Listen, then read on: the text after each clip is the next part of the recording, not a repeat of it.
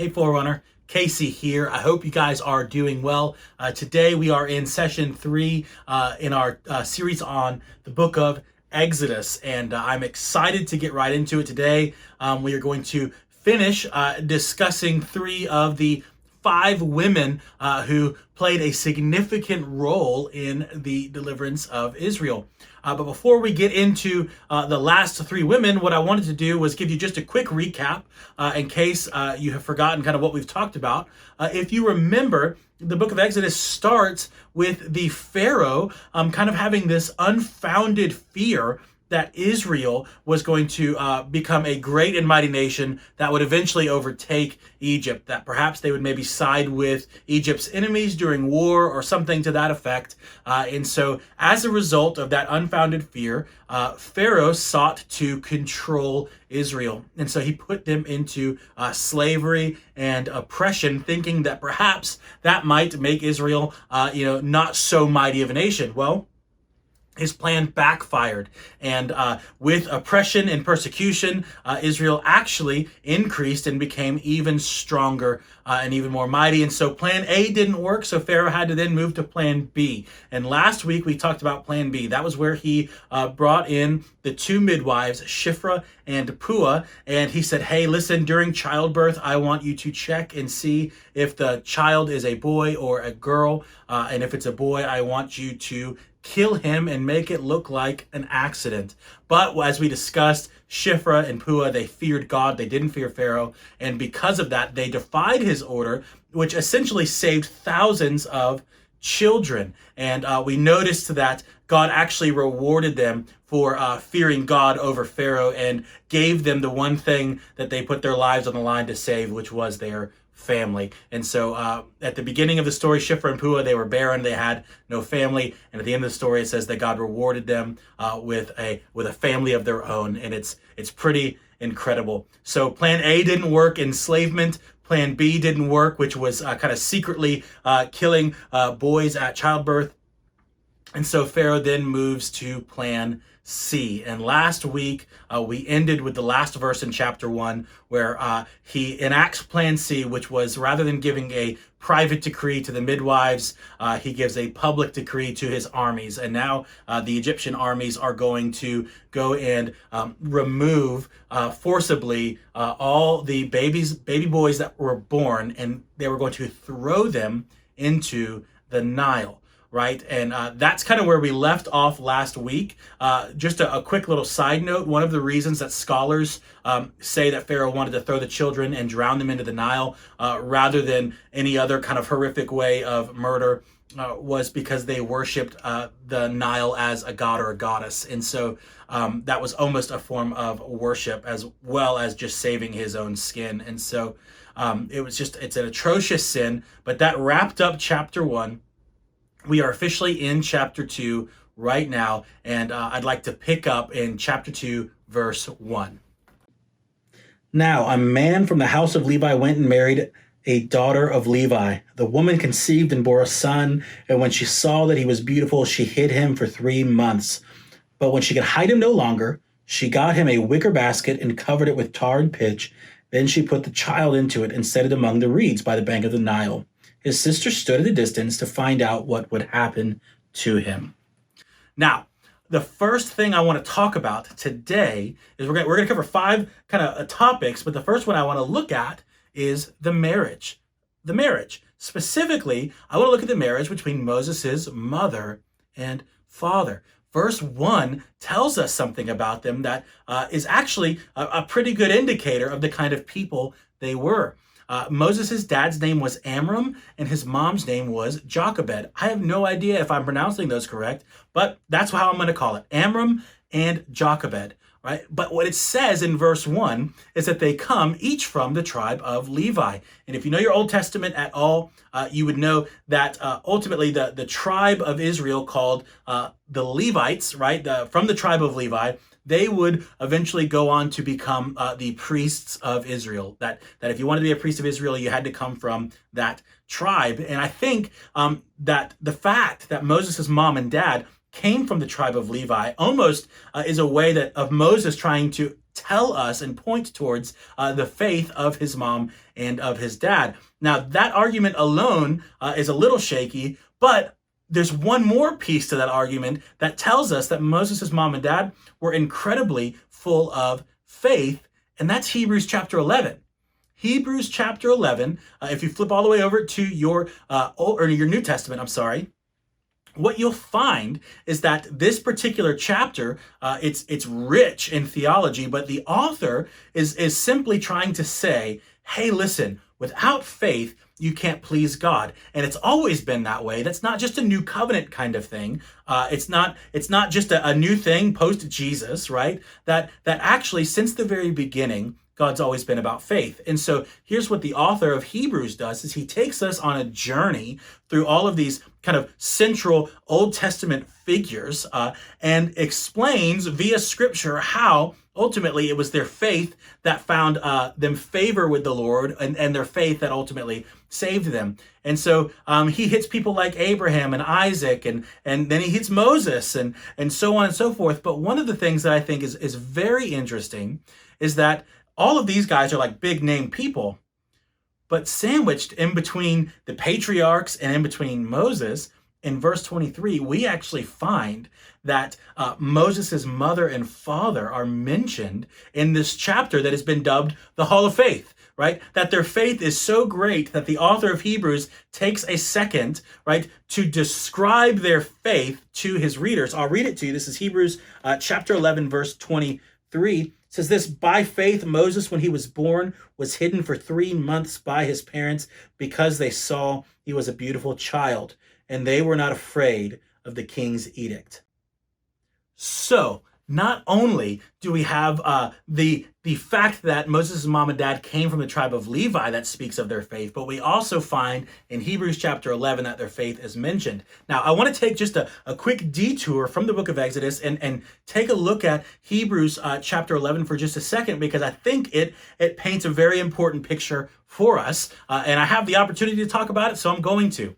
Right? Hebrews chapter 11, as I said, it takes all these Old Testament central figureheads and explains that they were justified really by faith, right?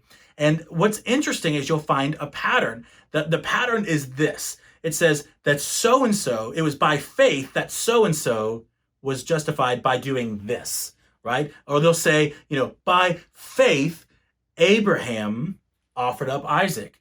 By faith, Rahab received the spies peacefully. By faith, Jacob blessed his sons. By faith, Isaac blessed Jacob and Esau. By faith, Moses' mom and dad hid him from the Pharaoh and didn't fear the king. Right? And what you see is a very important principle that's really expounded upon in James, which is this: faith without works is dead.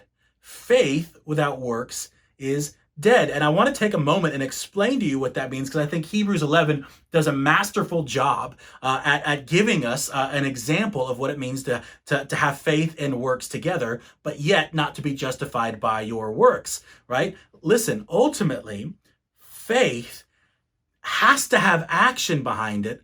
Otherwise, it's not actually faith. Now, we're still justified by our faith and our faith alone, but faith ultimately has to have action, right? By faith, Abraham offered up Isaac. By faith, Moses' parents hid him from Pharaoh, right? And what I find that a lot of people struggle with, a lot of Christians, they get a little contemplative and they go, okay, well, do I have real faith? How do I know if I have real faith? What's the difference between faith and belief? I've had that conversation more than I can count. And what I tell people is this: that belief doesn't save anybody. You can believe in God all day long, right? You can take a poll and ask how many people are Christians, and they'll say, oh, I'm a Christian, I believe in God. That means absolutely nothing. As a matter of fact, James would say this. He would say, you believe that God is one, you do well, but even the demons believe, and they shudder. Right? In other words, that even demons believe in God. Demons are obviously not saved, right? And so that's when he makes the argument, James does, that faith actually has to have works attached to it. Otherwise, it's just belief. I'll give you like kind of a real world modern day example. If you were 13,000 feet in the air and you were in a plane getting ready to skydive for your first time, and you've got a perfectly good parachute on your back, then the door opens, you look down, and you may have all the belief in the world that when you pull that cord, that the parachute's going to open, right? Absolutely. That is pure, genuine belief. But the second you make the leap and jump out of the plane, your belief transforms into something called faith, right? It was the action, right, behind your belief that made it faith. And so for those of you who are struggling and you're going, I don't know if my faith is genuine, what I would ask is there works behind it, right? And if there is, right, that doesn't mean they're perfectly executed or they're very well executed works, but is there action behind your faith? Then I would say that your faith is probably genuine. And now there's different levels of that. There's immature, there's mature, there's seasoned and unseasoned, there's all that. But I would just simply say this, that faith needs to have action behind it, just like Moses' parents had faith in God and they had action behind it. It was by faith that they hid Moses from Pharaoh. But why is that actually important to us for this sermon? Because it tells us something. Often we like to give Moses the credit for being this man of faith. You know, he's the guy who met with God face to face. He's the guy who cried out, show me your glory. He's the guy who ultimately delivered Israel, right? But what we see is that Moses was actually a product of his mom and his dad. And it's kind of unfair to give Moses credit for being this faith-filled leader without understanding that ultimately the reason he was a faith-filled leader was because his mom and his dad were full of faith, right? His mom and his dad were full of faith. In other words, it reiterates the point that we made last week, that evangelism isn't just going out and preaching the gospel as I'm talking to some stranger on the street, although that's a part of it. That's a really good part of it. It's also raising your children in the fear of the Lord. And that's what Moses' mom and dad did for Moses. So that's the marriage. The second thing I want to look at is the plan. The plan.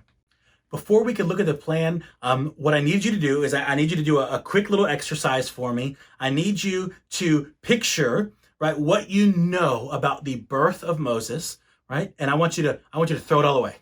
I just want you to throw it all away, because what happens is we learn about this particular event in the Bible, but we learn about it since the time we're kids in children's church. And then what we've learned perhaps might be a little off, or it might not be what the scriptures actually paint to be the picture. And then we go and we watch The Prince of Egypt, which is a great movie, right? But it's not the most accurate movie. And so it kind of cements in us this idea that we know the story. We probably, not everybody, really knows the story. If all you're going off of is children's ministry, there is a chance that you have some preconceived notions that you got to drop first, right? So just do me a favor, come to this as if you've never heard this story before, because I think what you'll find are there is some aspects to it that you were unaware of. We have Pharaoh, who's given this decree. Every baby boy needs to be cast into the Nile. You have a mom who sees that her son is beautiful and wants to protect him. And so when she can hide him no longer, it says that she makes a little wicker basket, puts tar and pitch over it to make it waterproof. And then she puts baby Moses in that. His name wasn't Moses at the time, fun fact, but she puts her baby in the basket. And then what we find is she doesn't pull a Prince of Egypt and kind of wade out into the water and take her baby and just kind of willy-nilly floats him down the river. What we find is instead she puts him in a very specific spot in the river away from the current to keep him from moving. Right? Now this is really important. Let me give you like a quick detour, right? Because it's important to the story. The translation that we use for wicker basket, it's not super accurate. It actually is the same word for ark, an ark. And if you were a Hebrew and you're reading this story in the Hebrew, you would immediately recognize and make the correlation between Moses as a baby in this little ark and Noah, right? And it actually speaks to Moses's calling as a child of Israel, that he would have a very similar calling to Noah, that he would act as a priest, that he would actually be the deliverer and the person who a second chance was given. And as a matter of fact, his similarities with Noah are really going to take place when you start getting into, I want to say it's like chapter 32, 33, where God has a very similar conversation that he does with Noah. And it's just an interesting thing. We'll cover that when we get there. But ultimately, this little wicker basket was an ark, and it harkened back to Noah's ark and the calling that Moses had to be similar to that of Noah. Now, what we find is that this was not a last ditch, not very well thought out plan. This wasn't like the soldiers were coming and she had no time to think about what to do. So she found a basket and then she put Moses in and she just shipped him down the river and crossed her fingers and threw a Hail Mary. It's not like that at all. Right? What we find is that with all the care and skill that only a mother could give, right, she puts together and carefully crafts this container, this little ark, right? And she finds a specific spot and puts him in the reeds where the reeds would trap him from going down the river and the current, which indicates to me that she actually had a plan, that this was probably a very well thought out plan, that this was a specific spot that she wanted Moses to be at a specific time. And here's what that tells me. She probably, and scholars would agree with this, that she probably knew that Pharaoh's daughter frequented this particular place by the Nile, right, to bathe. And so I think we can make some general assumptions that her plan was one that was very well thought out, and that her plan was simply this: I'm going to try to save my baby boy's life by getting him in front of Pharaoh's daughter on the Nile, and hoping that Pharaoh's daughter decides not to listen to her father and kill all baby boys, but has a heart of compassion and pity on him. Now, there's some historical reasons that she would think that Pharaoh's daughter might actually kind of go against her father. And remember I told you that the Egyptians, they used to worship the Nile, right? Well, it was very, so at least commentators and scholars will tell us that it was very possible that she was expecting Pharaoh's daughter to see baby Moses as a gift from the Nile River, right? As a gift from the goddess of the Nile. And therefore, she would have been more inclined to keep the child. And so I think that was the plan all along. I don't think that she had hatched this plan that with the idea of the deliverance of Israel. As a matter of fact, I am pretty well convinced that she had no clue that she'd even see her son again. Right? I think that ultimately she was just trying to save her baby boy's life. That she thought, okay, at a bare minimum, at best case scenario, right, Pharaoh's daughter will have some compassion on my baby boy and he will grow up in the palace and I'll never see him again, but at least he will be safe. Now, can you just stop for a moment and think about what must have been going on through Jochebed's mind, right? The kind of faith that woman has to not only think of a plan, to execute the plan very well, and then to be willing to give up her son, right? Wow, that is fascinating, to put her son ultimately in the hands of God, going, I trust you with whatever happens. I have a little baby boy right now. I've got 3 children. My newest one is Charlie. Charlie is just a couple of months old, and he's about the same age that baby Moses was. I can't even fathom what it must have been like for her to hold her baby one last time, to sing over her child one last time, to cry with him, to kiss him one last time as she puts him in this basket, fully expecting never to see him again, knowing that there's even a chance that he might not live. It's gut-wrenching to think about the faith that this mother had. And so here's what she does. She executes her plan.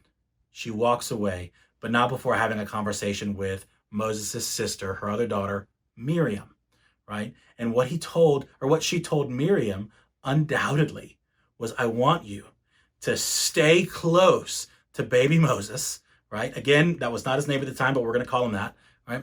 I want you to stay close to your baby brother, right? And when Pharaoh's daughter comes down, I want you to see if you need to nudge her in the right direction.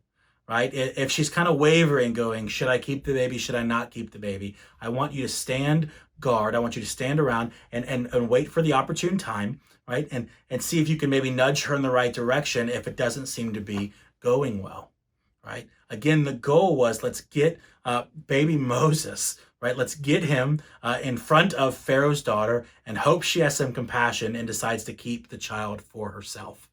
Right. And that's where we see the second thing, or the third thing, I'm sorry. The first thing we looked at was the marriage. The second thing was the plan. The third thing we saw, or the third thing we're going to look at is this, the sister Miriam. But before I even look at the sister, I want to go back and look at the lesson that we should learn from the mom, because I got really excited about what I was preaching and I forgot to give the actual applicable part of that message. We were looking at the plan of Jochebed, this very well thought out, very well executed plan. Notice that she was fully prepared, but also full of faith. So what is the lesson for us? What does that mean for us? Here's the deal. You can have a well thought out plan.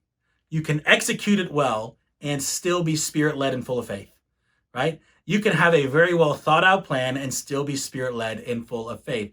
Moses' mom was so full of faith that she made it into the hall of faith in Hebrews chapter 11, and yet she still had a well executed and thought out plan. Here's what that means for you. Listen, some of you guys, you really, you think, and I understand why you think this, but you think that if I'm going to be spirit-led, that must mean I don't have a plan. And those things are not contradictory to one another, right? God often honors it when you have a plan, and that plan ultimately is sourced from a heart of worship for him. And so what I would say is there are people who are maybe you're 18, 19, 20, and out of fear of not being spirit-led, or out of a noble fear of not wanting to put God in a box or feel like you're trapping God into something, right? You don't make any plans whatsoever, and because you just want to be spirit-led. And what I would say is you don't need to do that. They're not contradictory to one another. Feel free to go ahead and make a plan for your life. Make sure you're inquiring of the Lord as you're doing it, right? But ultimately, I would say this: God can't turn a parked car.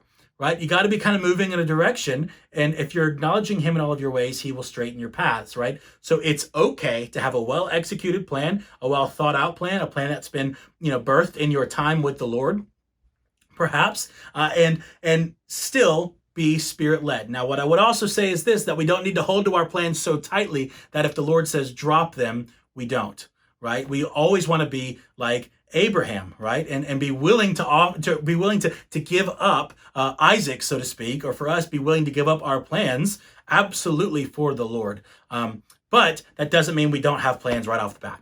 Okay. So you can be spirit-led and have a plan. Absolutely. Now let's go to the sister, Miriam.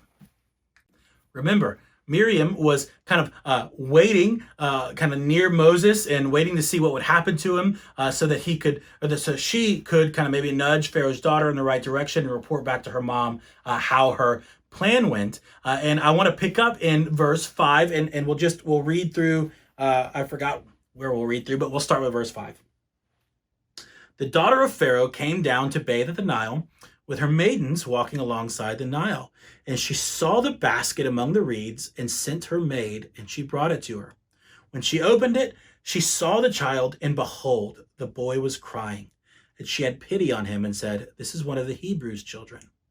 Now, enter Miriam, okay? Then his sister said to Pharaoh's daughter, "Shall I go call a nurse for you from the Hebrew women, that she may nurse the child for you?" Verse 8, Pharaoh's daughter said to her, "Go ahead." So the girl went and called the child's mother. Now, what we find is that Miriam, right, sees that Pharaoh's daughter is kind of playing right into their hand, right? But there's something that the scripture doesn't tell us that happens here. Now, if you're familiar with the historian Josephus, he was not around during this time, but he was kind of an ancient Jewish historian. He tells us that the Hebrews or the Israelites, they believed that what really happened in between verse 6 and 7 was this, that Pharaoh's daughter saw baby Moses, right, and decided she was going to have pity on him, right? But before she did anything, she asked all of the maidens who were with her if they knew someone who could nurse the child for them, or if the maidens themselves could nurse baby Moses for her. Right? And Josephus records for us that conversation didn't go well, that basically all the maidens said, "No, we can't, and we don't know anybody who can." And it was in that moment that Miriam shines in verse 7. You see, she sees an opportunity to not just nudge Pharaoh's daughter in the right direction, but she sees an opportunity that's grander than their entire plan was. And so she runs up to Pharaoh's daughter and she says, hey, I've noticed that you guys have a little conundrum on your hands. I might have a way to fix it. I have a Hebrew woman who I know who's already nursing a child. Do you want me to go get her and see if she can nurse the baby for you? It's amazing. It's absolutely amazing, right? And one of the things that I think we don't really give credit enough is that she really seized the opportunity of a lifetime, right? She was where she needed to be. Right? She was at the right place at the right time, honoring the commitment that she made to her mom and dad, right? And because of that, she had a short window of opportunity. Now, imagine you're Pharaoh's daughter, right? You take pity on this little boy and you're going, I'd like to save this child, but your dad has already given a decree that every baby boy is to be drowned in the Nile, the very Nile that you found this child, the very Nile that you're at, right? And then you decide, well, I'm going to have some pity on them. And you start asking around who can nurse the child, and nobody you know can. I think in that moment, Pharaoh's daughter probably considered just simply listening to her dad and doing the easy thing and just drowning the baby boy right then and there. It was too inconvenient, right? But Miriam comes on the scene, right? She gives her very well articulated speech, and Pharaoh's daughter buys it. She says, go right ahead, right? Go get that woman and bring her to me. Now, what's the lesson that we should learn from Miriam? Here's the deal. An opportunity of a lifetime must be seized within the lifetime of the opportunity. The opportunity of a lifetime must be seized within the lifetime of the opportunity. Now, I can't say I coined that. I'm sure somebody famous coined it, but I have only ever heard it from my pastor, Pastor Dustin. He reminds me of this very often, that while there's always grace, grace doesn't always demand second chances on missed opportunities. And it's important for you guys to realize that, right? Yes, there is grace, but some opportunities only are presented for a short window. And if you miss that opportunity, you won't get it back. And so I would just say that it really is very important for us as Christians to be good stewards of the opportunities that have been given to us, that we work unto the Lord, that we steward those opportunities as a mode of worship, that we work with integrity, that we do it all while inclining of the Lord, right? That whatever opportunity comes our way, that we try our very best to use it as a mode of worship and to steward it well, because missed opportunities, right, are not guaranteed to come around again. Moses is actually going to learn that lesson in a very real, very difficult way later on in the book of Exodus, right? So for you, I would just say this: the opportunity of a lifetime must be seized within the lifetime of the opportunity. Not every opportunity is going to present itself twice, right? Grace, there's always grace. There's always a second chance for salvation. There's always a second chance, for that kind of stuff. But for missed opportunities, grace doesn't demand to give you a second chance for a missed opportunity. And so some of you guys, perhaps you have an opportunity in front of you and you're wondering, should I take it? Should I not take it? I may not get this opportunity back. You may not. And so I would just say, really inquire of the Lord, steward it well, and see where it goes. So here's what you have. You have Pharaoh's daughter, right, who has taken pity on this child, right, who would become baby Moses, right? And she tells Miriam, who's Moses' sister, I want you to go get not his mother, but I want you to go get that woman you were talking about so that he can live. So here's the idea, right? Because of Jochebed and her careful planning, right, and her execution of that plan, right, Moses' life was saved. Because of Miriam and her quick thinking and her ability to seize an opportunity and to be spirit-led in the moment, to be at the right place at the right time, right? And to have courage and to not back down in fear, right? Because of her actions, Moses is kept alive. And then we find the happy results. The happy results. Imagine you are Moses' mom, and you have just kissed your son for the last time. You've just said your goodbyes. You've just wept and you've just peeled yourself apart from him. And you are anxiously back home waiting for the report from your daughter. And you see her running down the hill. Right? And she's running and she's excited and she's got a smile on her face. And now all of a sudden you're starting to read into her body language. You're going, oh, there must be really good news. She must have taken the bait. My son is saved. My son is saved, but also while rejoicing, feeling grieved, knowing that some other woman is going to raise your child and you're never going to get to see him again. Can't imagine what was going through Jochebed's mind at that point. And then Miriam gets over to her and she says, Mom, you'll never believe it, but I did a great thing. Pharaoh's daughter wants you to come and nurse baby Moses. Now, can you imagine what she must have been thinking? She was going to get to see her son one last time. She was going to get another chance at goodbye. She was going to get to hold him and love on him and nourish him. She was going to get to do everything that she loved to do as a mom one last time. No doubt she had a tremendous amount of gratitude and respect for Miriam. And so the two of them head on down to the Nile.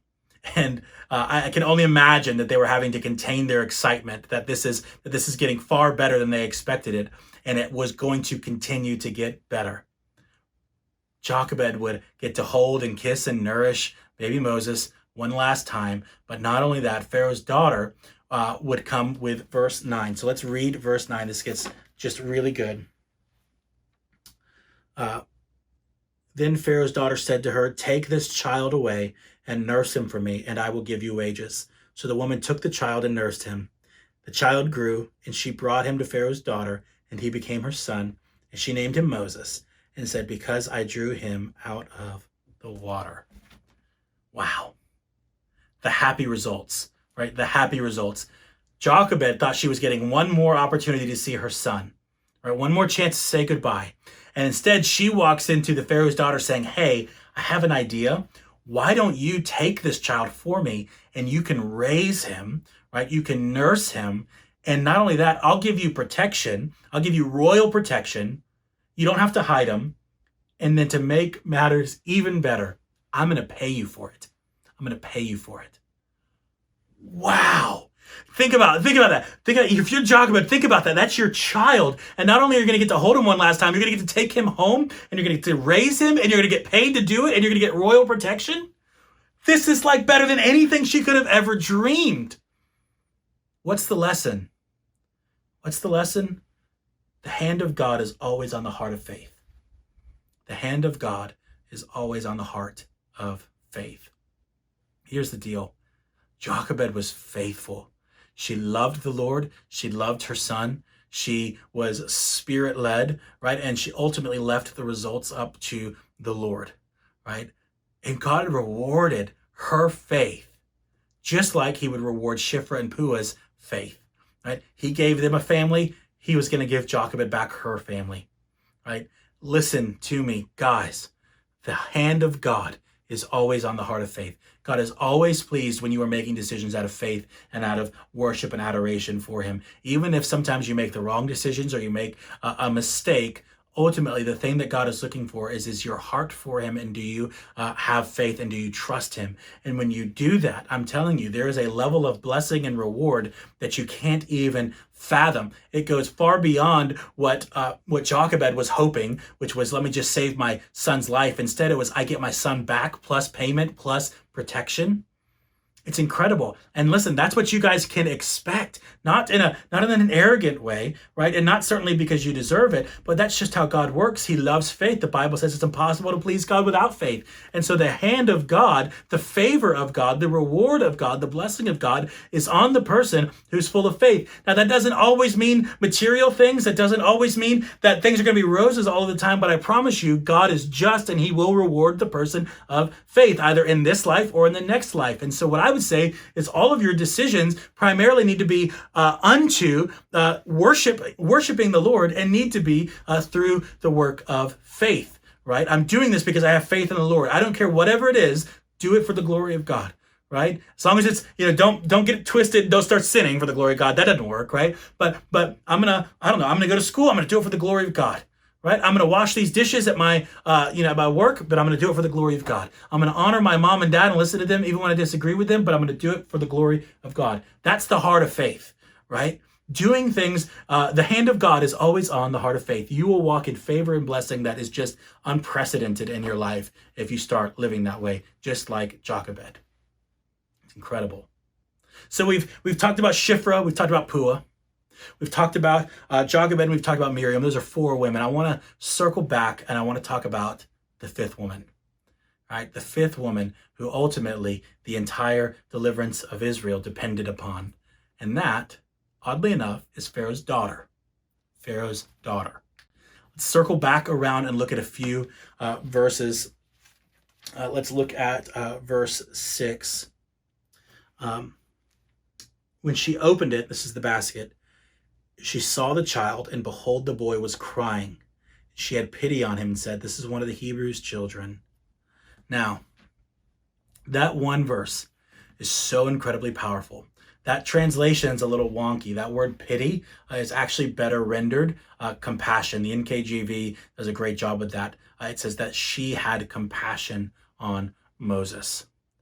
Pharaoh's daughter, while she was a pagan, while she didn't know the Lord, didn't care about the Lord, and worshiped false gods, right, ultimately still had compassion on this little Hebrew baby boy, and God used it. God used it mightily, and it was ultimately because Pharaoh's daughter had compassion on Moses that Israel was delivered out of the land of Egypt. It's amazing, and it's so important, because if it was, like I said, if it wasn't for Jochebed and Miriam, Moses wouldn't be alive. But what we find is in the book of Acts is it describes that after Moses was kind of adopted by Pharaoh's daughter, that he was trained in the best schools that Egypt had, and he became mighty in word and in deed. In other words, where Miriam and where Jochebed, they saved Moses' life. Ultimately, it was Pharaoh's daughter who had compassion that made the final say-so to save his life, but not just to save his life, but to equip him to be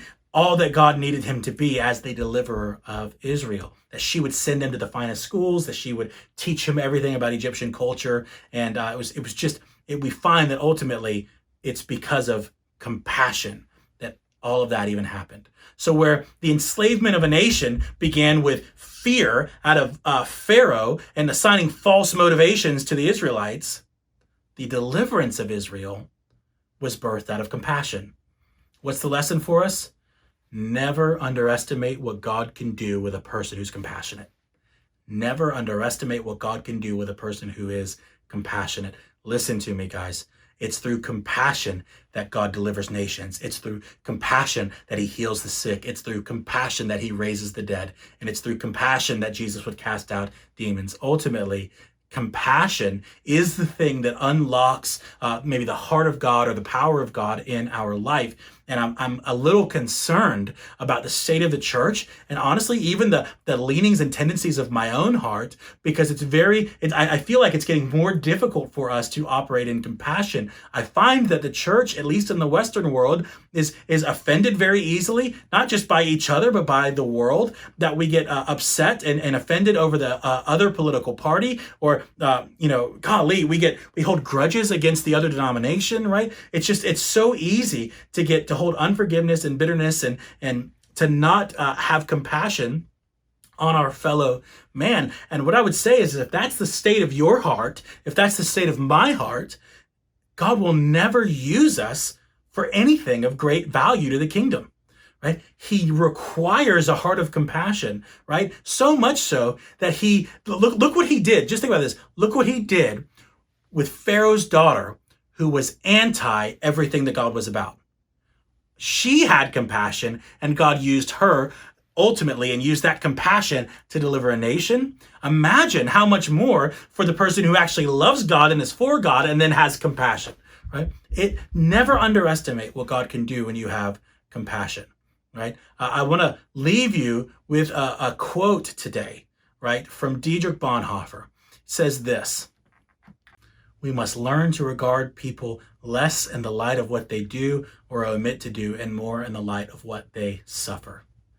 So listen, if that's you and you find yourself kind of being void of compassion, finding it hard for your heart to break over somebody, whether it's somebody that you like or somebody that you dislike, what I would say is that God requires your compassion if he's going to do something great. And so for the people who are maybe you're struggling with your mom and dad, you don't have compassion for your mom and dad, I would tell you this Bonhoeffer quote applies to you, right? Learn to look at them not on what they do or omit to do, but learn to look at them through the lens of what they suffer, okay?